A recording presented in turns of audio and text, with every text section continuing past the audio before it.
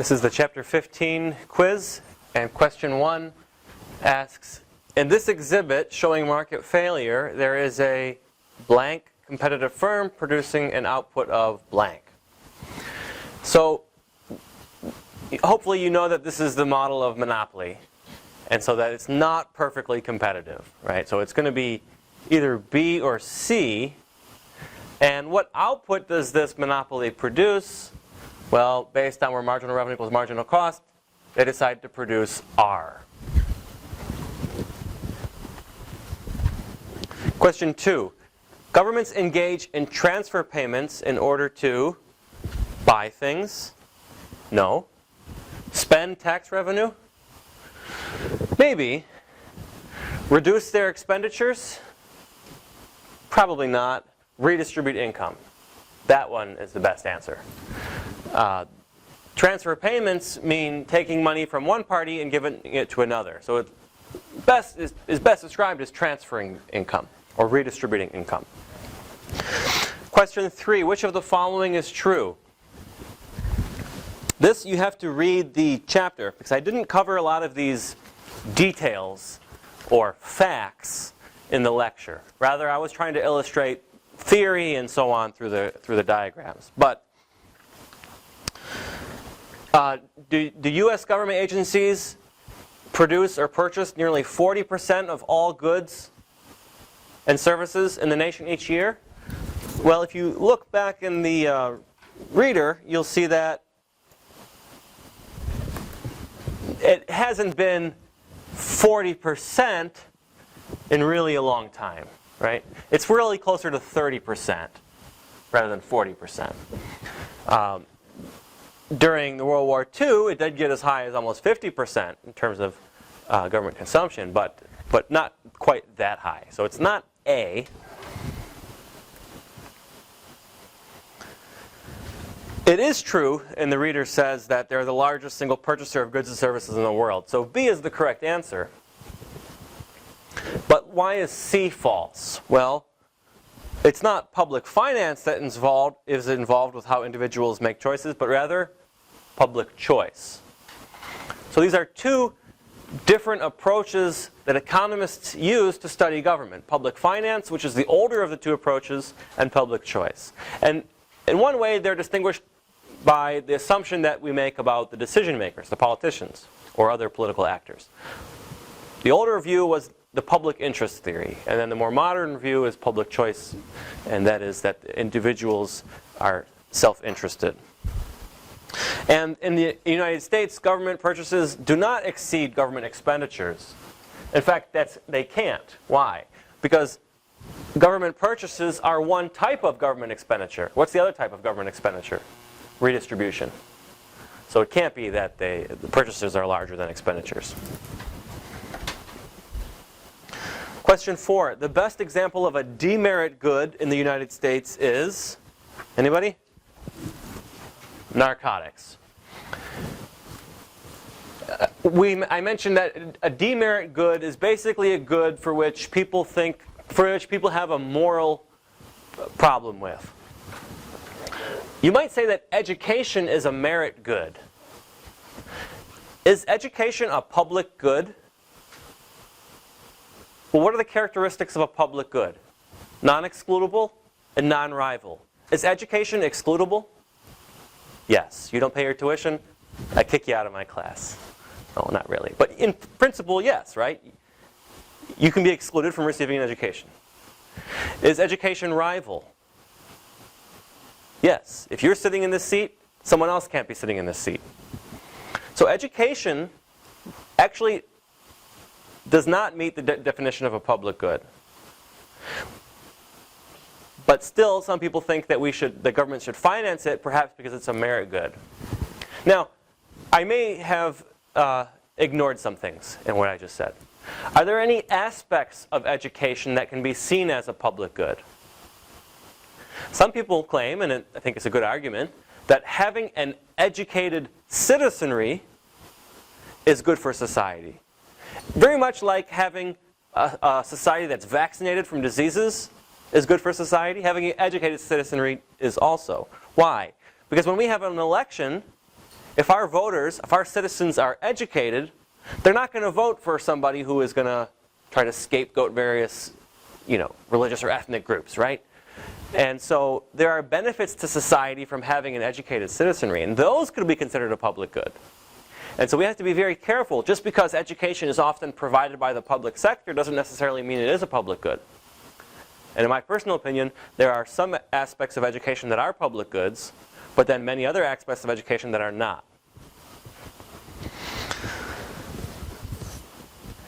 Question 5. If the marginal benefits received from a good is greater than the marginal opportunity cost of production, then I hope you got that society's well-being can be improved if production increases.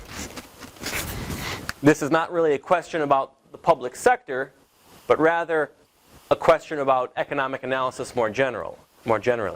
However, it does illustrate how cost-benefit analysis is used to guide public sector decisions, in the sense that we want to make sure we produce as long as the marginal social benefit is greater than the marginal social opportunity cost. That way it relates a little bit more to this topic of government. Question 6. Paying a tax of $20 on an income of $100, a tax of $15 on an income of $200, and a tax of $12 on an income of $300, an example of a. Remember I illustrated progressive, regressive, and proportional taxes as follows. We have income, and then we have tax as percent of income. And so we have 3 levels of income, right? 100, 200, and 300. So if you're paying $20, if you have $100 of income and you're paying $20 in taxes, what percent of that is your income?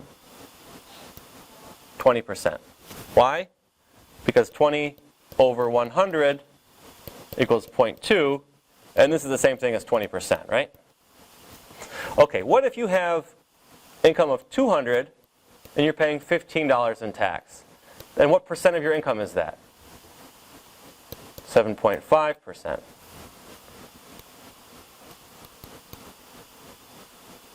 And if you have income of 300 and you're paying $12, what percent is this?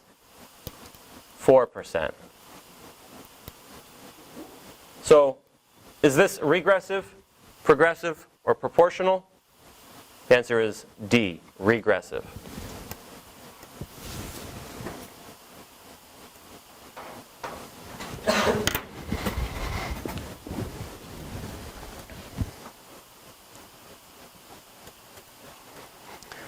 Question 7. A private market produces R units of output of a public good. By imposing taxes to finance the public good, and this is all outside of the model, assume the government could move the production from R to the efficient level of what? What's the efficient level here? Well, we want to produce where the marginal benefits, we want to increase production as long as the marginal benefits are above the marginal cost. And that is true up until here. We don't want to produce any more, because there the marginal costs are above the marginal benefits. So we produce W. So the answer is C.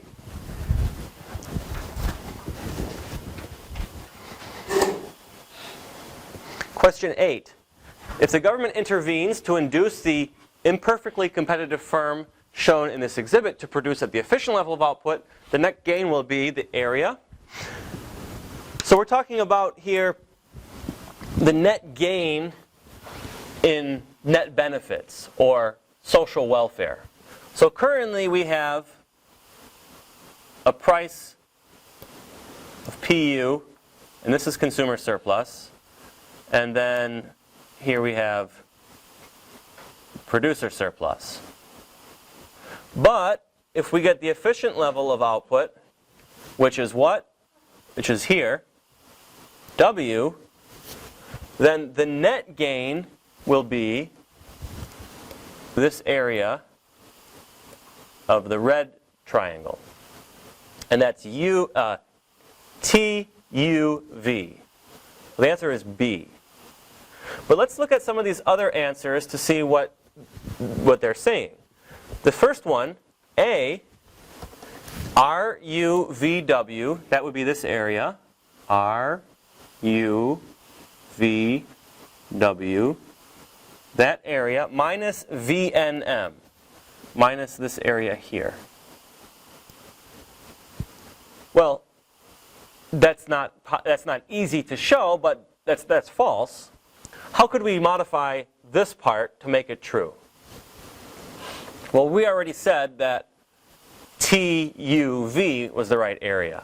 So if we subtracted R, T, V, W, in other words, if we change this to R, T, V, W, if we substituted it, then this would be correct. But as it is, it's incorrect. NVM is incorrect. WVM, this is incorrect. So only this one is correct. Question 9.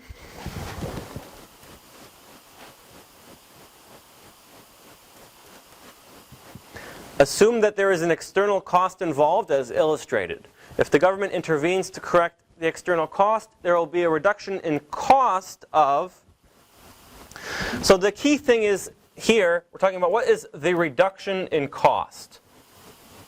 How are costs given? Well, they're given by the supply curves. And so that a reduction in, and it could have even been more specific to say reduction in social costs would be a clearer way to phrase this question. So what are the social costs? This gives us the social costs associated with all levels of output. And so if we move from R to W, then the costs are going to fall by this amount. That's W, T, U, R. Now, at the same time, so the answer is A.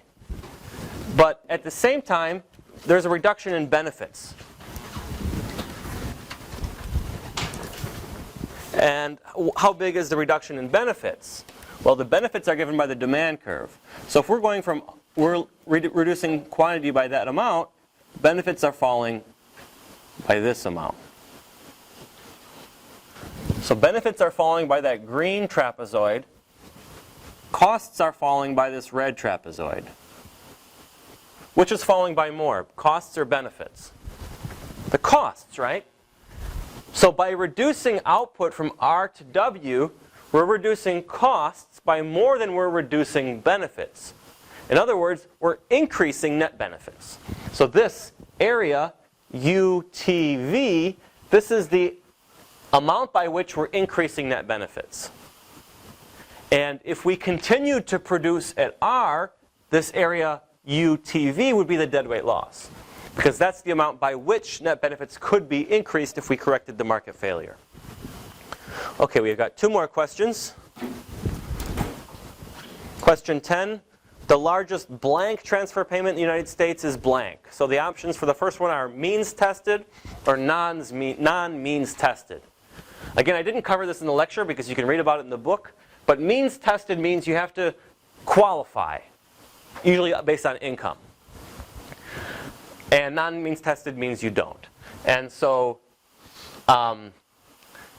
is Medicaid a non-means tested type of transfer payment? No. Because Medicaid is health insurance for low-income households. Medicare is health insurance for elderly. But Medicaid you have to qualify for. So this can't be right, because it's, first of all, it's means tested. What about Social Security? Are those means tested? No. Bill Gates qualifies for Social, when he retires, if he hasn't retired already, he qualifies for Social Security. So, and in fact it is, if you read the chapter, you know that this is the largest non-means tested transfer payment. So B is the right answer. Question 11 asks about Tax incidence analysis. All other things unchanged, when a good or service is characterized by a relatively elastic demand, as shown in panel blank, the greater share of the burden of the excise tax imposed on it is borne by. So we have to first find the panel where the demand is more elastic. So here, remember from before the midterm, the slope of the line is not the same thing as the elasticity, but in general, a flatter line means it's more elastic, and a steeper line means more inelastic. Why? Because if it's flatter and the price changes, quantity changes by a lot. So really, you have to just find the panel with the flattest demand curve, and that you see here. And so panel C, the greater share of the burden of an excise tax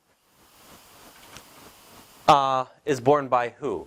And so this doesn't tell us who the excise tax is imposed on.